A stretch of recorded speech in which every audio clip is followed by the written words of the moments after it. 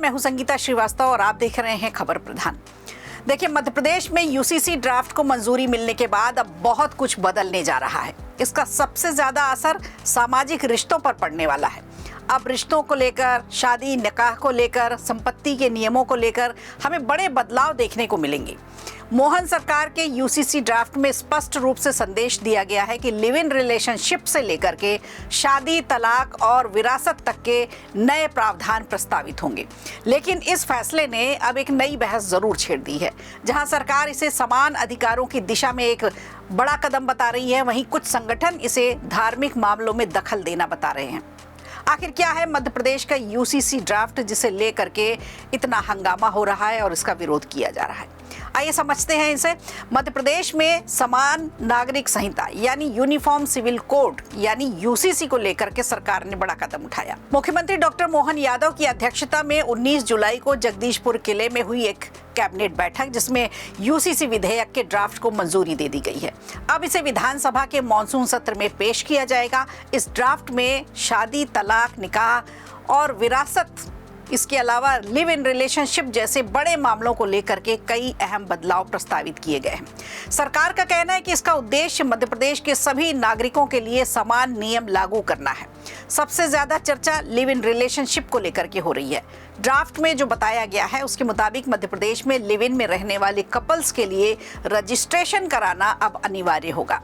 साथ में रहने की शुरुआत के 1 महीने के अंदर दोनों पार्टनर्स को रजिस्ट्रार के पास जाकर इसकी जानकारी देनी होगी। अगर कोई कपल बिना रजिस्ट्रेशन के 1 महीने से ज्यादा समय तक लिव इन में रहता है तो 3 महीने तक की जेल हो सकती है। 10,000 रुपए तक का जुर्माने का प्रावधान रखा गया है। ड्राफ्ट में साफ कहा गया है कि लिव इन पार्टनर्स की उम्र कम से कम 18 साल होनी चाहिए। दोनों पहले से शादीशुदा नहीं होने चाहिए और प्रतिबंधित रिश्तों की श्रेणी में नहीं आने चाहिए। अगर लिव इन में रहने वाला कोई पार्टनर 21 साल से कम उम्र का है तो इसकी जानकारी उसके माता पिता या उसके अभिभावकों तक भेजी जानी चाहिए। इसके अलावा रजिस्ट्रेशन से जुड़ी जानकारी स्थानीय पुलिस रिकॉर्ड में भी भेजने का प्रस्ताव रखा गया है। इस कानून में लिव इन रिलेशनशिप से जन्म लेने वाले बच्चों के अधिकारों को भी शामिल किया गया है। ड्राफ्ट के मुताबिक ऐसे बच्चों को वैध बच्चा माना जाएगा, उन्हें संपत्ति का उत्तराधिकार भी मिलेगा। वहीं अगर पुरुष पार्टनर महिला को छोड़ देता है, उनके साथ धोखा करता है, बेईमानी करता है तो महिला कानूनी प्रक्रिया के जरिए गुजारे भत्ते की मांग कर सकती है। ये इसमें प्रावधान रहेगा।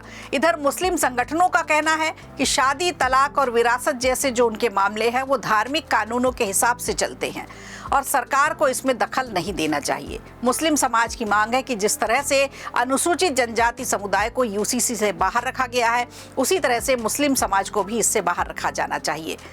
विरोध करने वालों का कहना है कि यूसीसी धार्मिक स्वतंत्रता से जुड़े अधिकारों को प्रभावित कर सकता है।